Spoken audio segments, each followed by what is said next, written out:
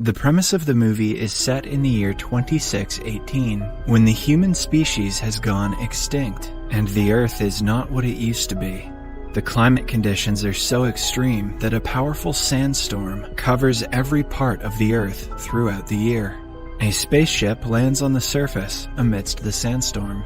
4 extraterrestrial species step out of the ship and make their way through the powerful wind. They stop in front of an entrance to a building. The alien who is leading the group opens the door easily. It is almost as if they have been here before and are revisiting the Earth for a purpose. Following that, they get on an elevator that takes them somewhere under the ground. The building seems to be a bunker that was constructed to hold life after the conditions on the surface got too harsh for the humans to survive.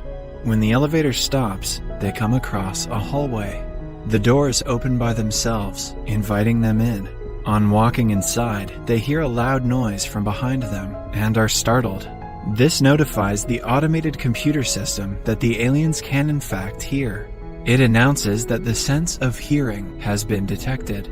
Following that, a bright light flashes onto their faces, forcing them to turn away. The automated voice again claims that visual senses have been detected.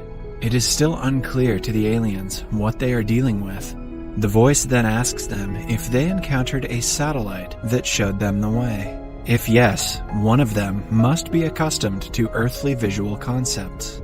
Following the announcement, 3 of the tall aliens take their masks off, revealing their blue complexion and eyes that only have pupils. The leader, on the other hand, still stays behind the mask. To test the magnitude of their knowledge of earthly concepts, the automated voice asks them to select one of the pictures displayed on the monitor, in accordance with the given word. The leader steps forward to take on the task. The first word he is given is horse. Among 4 pictures of random animals, he chooses Sarah Jessica Parker. A horse. Next, he is asked to choose a tree among the pictures of a flower, a plant, and a mushroom. He chooses the tree correctly, proving that he is educated on Earth's concepts. At last, he is asked to select the picture of a satellite, which he does perfectly. After the brief test, the voice confirms the knowledge and understanding of speech in the species. Moments later, a video starts to play on the monitor. A scientist in the video explains that the place they are in is a museum on human history that had been established in 2117. It was an effort to preserve knowledge about humans when they had no hopes left for survival. It is meant to showcase the history of humanity and was built with the help of the Council of Human Preservation. Only the leader seems to be understanding the clip, while the others wait for the explanation. The scientist then claims that it is a human tradition to greet one another, and so he welcomes the aliens to Earth. He follows this by saying that, unfortunately, humans have gone extinct. The last alien is about to take off his mask, but the comment makes him freeze. The professor in the video explains that the museum contains 10 billion records and 10 million samples of human society. When the alien involuntarily asks how the humans went extinct, the video stops playing. The system recognizes the command and proceeds to explain how the extinction of humans began. It says that humans failed to understand the true origin of the world, but despite the fact, they made significant progress in technology. Clips of people landing on the moon, building satellites, and doing revolutionary things are shown. The aliens watch in awe, finally understanding what the Earth was like before the climate change. However, soon, the clips change from happy to destructive ones. Countries and states fight for territories. The aliens realize that humans took too much from nature, to the point that nature couldn't save them anymore. They were the cause of their own downfall. As a last resort to save the world, the officials decided to ask for help from extraterrestrial creatures, with whom they share the universe. For this, they sent human ambassadors to different parts of space to look for aliens and ask for help. As the screen shows the pictures of said ambassadors, the leader touches the face of one of them, named Renee Shepard. The computer detects the touch input and starts to explain the story of the ambassador. Renee had joined the fleet in 2087 and was one of the 7 ambassadors who were sent to look for extraterrestrial creatures. He was selected 4th in a class of 400 people. A flashback shows Renee attending a training session the ambassadors had to take before they were sent for the mission. The comm officer, Whitney, explains to them about a black box called the Knowledge Probe that is made especially for the mission. The device contains everything that is necessary to teach an alien about earthly language and behavior.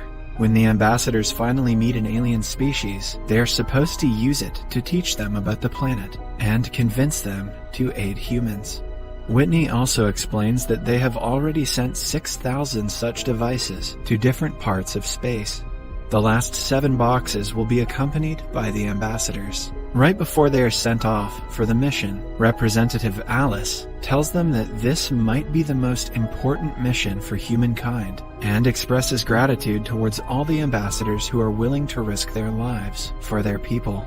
At the end of the convention, they swear to find extraterrestrial help or die trying to do so.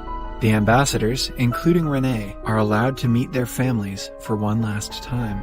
His father asks him to send a postcard from space, to which he jokingly says that he will make an alien bring it. His mother, on the other hand, is worried for her son's safety. She asks him to pilot the space pod safely. He kisses his wife and takes a picture with his family, hoping that he will meet them again. The ambassador who takes the picture is his best friend, Tess. The ambassadors then finally board the space pods that each of them is supposed to pilot. Renee puts his family's picture on the control panel and gets ready for the initiation of the mission. His wife tells his parents she has a feeling all of this is wrong, but it is too late for Renee to turn back. The pods finally take off and soon enter hyperdrive. Renee experiences some heavy turbulence because of the speed of the pod, but it soon stops when he reaches his first destination. He starts the scans for the first waypoint to check if the area is inhabited by any extraterrestrial beings. Back in the control room, each ambassador has their own comm officers who report to them on what they have to do next. When Renee's results come back negative, he is told to jump further into space, to the second point. He drives through space at a very high speed again. One of Renee's colleagues is already at his 4th waypoint. When he doesn't find the evidence of living beings, he tries to jump to the other part of space, but his pod explodes, killing him instantly. Now, only 6 ambassadors are left. Back in the control room, they try to check his vitals, but receive no signal.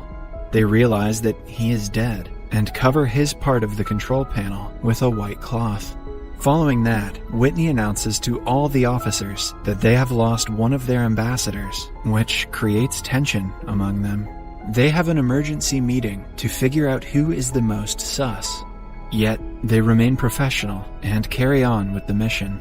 In the meantime, Ambassador Tess is in her 18th waypoint, going stronger than everyone else. However, one after another, the ambassadors begin to die because of pod malfunctions, oxygen failures, and getting way too close to a star. After a few days, Tess, Renee, and one other ambassador are the only ones left. Tess asks the comm officer how everyone is doing, to which she lies and says that they are fine. Tess jokingly says that she will beat Renee to the mission and continues the jump. However, she gets too close to the sun during the jump and dies. She really committed to that joke. Back on Earth, her control panel is also covered in a white cloth. It has been several days since the mission started, and Renee is on waypoint 213. He asks the comm officer about Tess. To keep his spirit up, the officer lies and says that Tess is doing great. He also playfully comments that he will beat her to the aliens and continues the jump. After the comment, another ambassador dies, leaving Renee as the only surviving one. On his way to waypoint 214, Renee's pod starts to malfunction. Everyone on Earth who is hoping for his survival is on their feet. The comm officer tries to retrieve data from the pod, but fails. Eventually, Renee loses all control of the pod, and it crashes on a blue planet that looks awfully like the Earth. Since the pod lands on land with a thick layer of snow on top, Renee has no fatal injuries. However, the temperature of the planet is way lower than his body can handle. His face turns blue with frostbite as he looks at the picture of his family. In the end, even the last ambassador is lost, leaving humanity with no hopes for survival. The cause of death is recorded to be rapid freezing due to a hostile atmosphere. If coincidentally the planet has an intelligent species living on it, Renee's preserved body still has a 10% chance of revival. The representative Alice tells Whitney that they cannot announce the deaths to the public because then the people will go into a frenzy. Whitney, who is mourning the soldiers' deaths, harshly claims that the men who died for humanity deserve respect. However, Alice stays put in her decision. Although the public was kept in the dark, they informed the families of the ambassadors of their deaths. A private funeral is held in honor of them. His death marked the end of the alien outreach program. No alien help was found, as they had predicted.